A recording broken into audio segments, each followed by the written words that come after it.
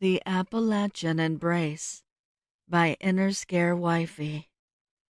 As the last leaves surrendered to the crisp November air, Hazel retreated to her secluded Airbnb, nestled deep on the mountains of Gatlinburg.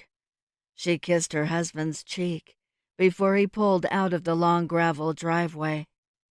She was writing a screenplay and wanted some much-needed peace and quiet to finish up her latest project and make her deadline. She made sure there would be no distractions this weekend. No cars, no neighbors, no phone calls. "It's just what I need," she told her husband. He was to swing by in a couple of days and retrieve her. She was definitely in no rush to get back to her hectic life in Nashville.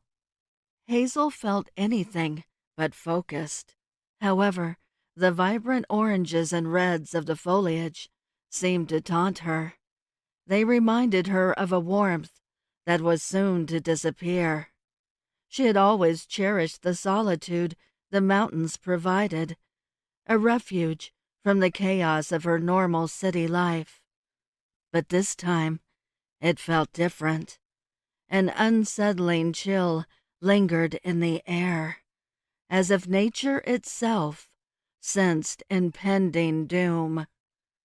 Later that afternoon, as the sun hung low in the sky, Hazel wandered out and decided to lie in a worn-out rope hammock strung between two ancient oaks. Wrapped in a thick, cool blanket, she felt momentarily at peace, watching as the sky transformed into a canvas of twilight hues. But as the sun dipped below the horizon, an unnatural stillness enveloped the area. Night fell quickly, and with it came an icy wind that crept through the trees, biting at Hazel's exposed skin. She tightened the blanket around herself, but the cold penetrated deeper. The temperature plummeted rapidly, and the once comforting hammock began to feel like a trap. Hazel started towards the door of the cabin. It had a keypad on the lock, but she had left the code on a sticky note in her purse. "Fuck," she said in a snarl. She proceeded to try the other doors and windows frantically, to no avail. Hazel tried to convince herself that she could endure the chill, that she just needed to wait for dawn to arrive, bringing with it the warmth of the autumn sun. She headed back to the hammock. There was no need to worry. Her blanket was thick and woolen. Surely there was no need to rack up large incidentals by busting out a window to get in.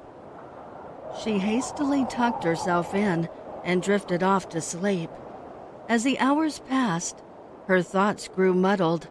She could hear the faint whispers of the wind, carrying voices that seemed to echo her own fears. Shadows danced in the corners of her vision, flickering like the dying embers of a forgotten fire. She struggled to focus, the cold gnawing at her senses. Panic surged within her as she realized how hard she was shaking. But the path back to the cabin was eerily dark and seemed so far away, and she was losing the strength to move. With every passing minute, the cold seeped deeper into her bones, and she felt herself slipping away. Memories of warmth and hope faded into the icy grip of the night. The hammock, once a haven, became a sinister cocoon, wrapping her tighter in its frigid embrace. Hazel closed her eyes, surrendering to the darkness. The whispers grew louder, mimicking a chorus of lost souls who had succumbed long ago to the mountain's cruel embrace. In her final moments, she saw the silhouette of a woman standing at the edge of the trees, watching her with hollow eyes. Fear surged through her, but she couldn't muster the strength to scream. Instead, She felt a profound sense of isolation, as if the world had forgotten her. The woman stepped closer, and she realized it was not a stranger, but a reflection of herself, lost, frozen, and alone. Delirious. As dawn broke, the sun cast a pale light over the trees, illuminating the empty hammock, swaying gently in the cold breeze. Hazel was gone, her body nothing but a mere shell, frozen in time, a tragic reminder of the danger lurking in the allure of nature and solitude. The mountain stood silent, having claimed yet another soul, as the cycle of life and death continued in Appalachia's timeless embrace.